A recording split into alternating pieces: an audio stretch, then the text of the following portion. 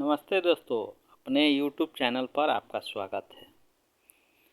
हमने कल बोला था मजबूरी का नाम महात्मा गांधी के ऊपर वीडियो बनाएंगे और आपको इतिहास और हिस्टोफोबिया से संबंधित जो अवधारणाएं हैं, जो इतिहास से डर लगता है, इसको इस वीडियो के माध्यम से दूर करने का भी प्रयास करेंगे।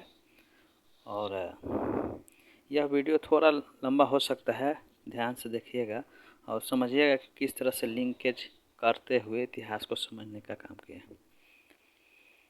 हर आदमी में होते हैं 10-20 आदमी, जिसको भी देखना हो कई बार देखो। यह उक्त पंक्ति निंदा फाजली का है, जिसमें बताते हैं कि एक आदमी के अंदर बहु प्रतिभा होती है। हो सकता है उसमें कुछ सकारात्मक नकारात्मक हो, मगर आपको उसको बार बार देखिए, तब समझ में आएगा कि वो आदमी किस तरह से है। गांधी जी मात्र एक इंसान ही नहीं, एक विचार थे और हैं और आगे भी रहेंगे। एक कहानी के माध्यम से मैं बताना चाहूँगा। गांधी जी का जन्म 2 अक्टूबर 1889 को हुआ। वे इंग्लैंड में बैरिस्टर की पढ़ाई किए। तदुपरांत 1991 में वह भारत आए। उन्होंने 2 वर्षों की भारत में वकालत की, पहले मुंबई में, दूसरी बार उसके बाद राजकोट में। उनकी वकालत उनके शर्मिले होने के कारण उनका वकालत सही ढंग से नहीं चल पाया।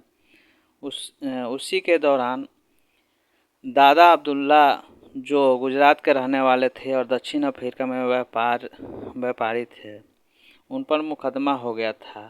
1993 में वे गांधी जी को 1 साल के लिए अनुबंध पर वकालत के अपने पक्ष के रूप में वकालत के लिए ले गए। 7 जून 1993 को गांधी जी डरबन से पेट्रियट सफ़र कर रहे थे। उसके दौरान पीटरमारिट्जबर्ग स्टेशन पर उनके साथ जो घटना हुई, उस घटना ने गांधी जी को एक आयाम दिया, जिससे गांधी आम गांधी से महान गांधी, महात्मा गांधी हुए। चूँकि उनके पास फर्स्ट क्लास का टिकट था, फिर भी उनको रंग भेद की नीति के तहत उतार दिया गया। यह घटना उनके जीवन परिवर्तन के लिए अहम थी। उसके बाद उन्होंने रंग भेद की नीति के विरुद्ध सफलतापूर्वक आंदोलन चलाया और सफल हुए।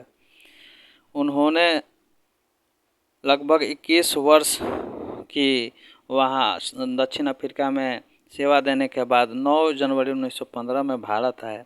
भारत में आते ही उन्होंने दादा भाई नौरोजी से संपर्क किया, उन्हें अपना राजनीतिक गुरु बनाया। उसके बाद राजनीतिक गुरु कहते हैं उनको कि पूरे देश का भ्रमण करो, तभी आपको भारत की दशा और दिशा समझ में आएगी। इसे भारत दर्शन के रूप में उन्होंने देखा और गांव-गांव, शहर-शहर, एक स्टेट से दूसरे स्टेट तक भ्रमण किए। उसी दौरान 10 अप्रैल 1917 को गांधी जी पहली बार पटना स्टेशन पहुँचे। 12 अप्रैल को चंपारण की धरती पर पहुँचे।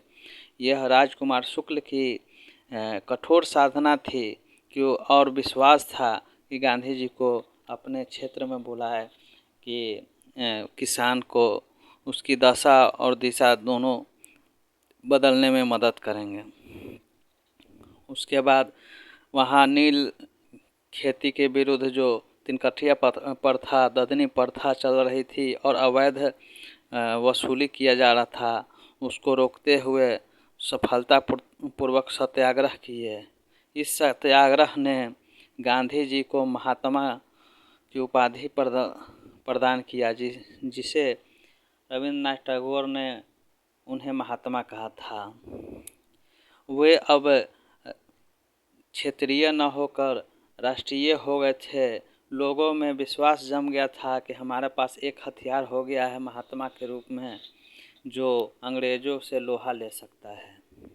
दूसरी ओर जब वो 1915 में आए थे तो अंग्रेज़ों के कहने के उपरांत उन्होंने भारतीयों से आग्रह किया कि भारतीय सेना में सैनिक के रूप में योगदान दें।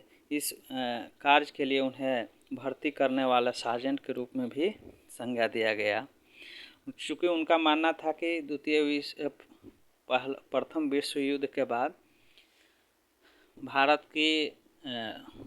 भारत को एक डोमिनियन स्टेट की दर्जा मिल जाएगी, बट ऐसा कुछ नहीं हुआ। उसी तरह आगे बढ़ते गए। रॉलेट एक्ट के विरोध में जालियांवाला हत्याकांड हुआ 13 अप्रैल 1919 को। चूँकि यह इतनी बड़ी घटना थी और हादसा थी, पूरे विश्व तक इसकी आवाज़ गूंजी।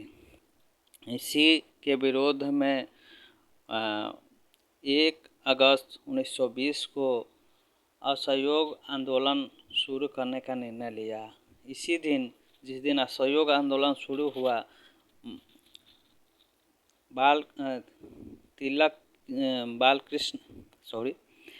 तिलक की मृत्यु हो गई। तिलक जी की मृत्यु के उपरांत तिलक कोष की स्थापना किया गया। उसके बाद चौरी चौरा कांड 4 और 5 अप्रैल की रात को हुआ यूपी में, जिसमें 22 पुलिसकर्मी मारे गए। इसके विरोध में महात्मा गांधी ने 12 फरवरी को ये असहयोग आंदोलन समाप्त कर दिया। जैसे ही असहयोग आंदोलन समाप्त हुआ, 23 फरवरी को गांधी जी को गिरफ्तार कर उनको 5 साल की सज़ा हुई। फिर उनके तबीयत खराब होने की वजह से उनको रिहा कर दिया गया। फिर गांधी जी को देखते हैं कि जब वह बाहर आते हैं और कांग्रेस में फूट बढ़ जाती है, स्वराज पार्टी की स्थापना हो जाती है। 1 जनवरी 1923 को स्वराज पार्टी की स्थापना होती है। और इसी के वजह से कांग्रेस में माने उच्च स्तरीय नेता नहीं होने के कारण पहली बार गांधी जी को 1924 में कांग्रेस की अध्यक्षता के लिए अध्यक्ष चयनित किया गया, जिसका अधिवेशन बेलगांव में हुआ था। उसके बाद गांधी जी की इतनी प्रतिभा या व्यक्तित्व में निखार आया कि अंग्रेज़ भी अब गांधी जी को इस तरह मानने लगे जैसे उनके बगैर उनका काम न चल सका। इसी कारण यह हुआ कि गांधी जी या कांग्रेस के कोई प्रतिनिधि नहीं गोलमेज सम्मेलन में भाग नहीं लिए, जिससे गोलमेज सम्मेलन असफल रहा।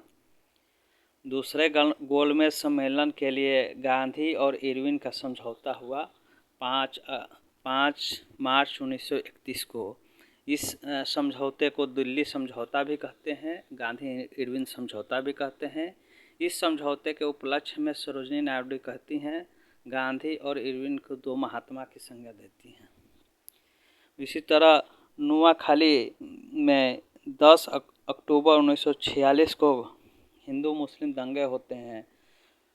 पूरे प्रशासन या अंग्रेज उस दंगे को शांत नहीं कर पाते हैं, स्थानीय लोग भी नहीं शांत करते हैं।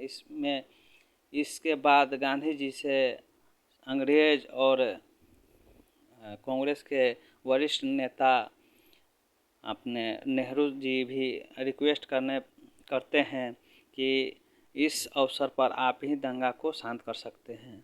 वहाँ एक तरफा होकर गांधी जी ने दंगा को न केवल शांत किया, अपितु सद्भाव का भी भावना जगाया। इसके साथ में गांधी जी यह भी देख रहे हैं कि पूरे दंगा किस तरह से शांतिमय वातावरण के साथ में बन रहा है। तो फिर इस तरह से देख रहे हैं कि गांधी जी का व्यक्तित्व अपने आप में मजबूत है, तथा गांधी जी इस तरह देखते हैं कि गांधी जी का व्यक्तित्व तो अपने आप में एक अवसर भरा और सशक्त था और इतनी ये मजबूर हो गए थे अंग्रेज और ये जनता कि गांधी के बगैर कोई कार्य नहीं हो पाता था। इसीलिए गांधी जी को मजबूरी का नाम महात्मा गांधी बताया गया, यानी कि जब मजबूर हो गए जनता और जब मजबूर हो गए अंग्रेज तब गांधी जी को याद किए। हालांकि इसके विपरीत उनके व्यक्तित्व पर कभी सवाल नहीं किया जा सकता, क्योंकि गांधी जी का नाम मजबूती है। क्योंकि वह जिस जगह पर गए, जिस विचारधारा में गए, वो अपना मजबूती से ही गए। वो आमरण अनशन करने को तैयार थे, सत्य और अहिंसा के मार्ग पर सदैव चलने वाले थे। उन्होंने अपने देश के साथ समस्त भारत के लोगों को सत्य और अहिंसा का बोध कराते हुए एक नए विचार का सृजन किए, जो आज भी पूरे विश्व के लिए प्रासंगिक है। इसी प्रसंग में कहा जाता है कि आने वाले समय में कभी भी कोई ऐसा हो नहीं सकता जो कहे कि हार मांस का ऐसा भी इंसान था जो सत्य और अहिंसा के लिए लड़ा। गांधी जी की यह प्रेरणा उन ये जॉन रस्किन की पुस्तक अनटू द लास्ट से लिए थे, जिसमें लिखा हुआ था व्यक्ति का कल्याण सबके कल्याण में निहित है, जो हमेशा अपने प्रयासों में उनकी स्पष्टता दिखाई देती है। अगला वीडियो मुझे लग रहा है कि मैं आपको समझाने में थोड़ा सफल हो पाया हूँ कि हिस्ट्री फोबिया से आपको डरने की ज़रूरत नहीं है और किसी भी टॉपिक को समझते हुए आपको पढ़ना है।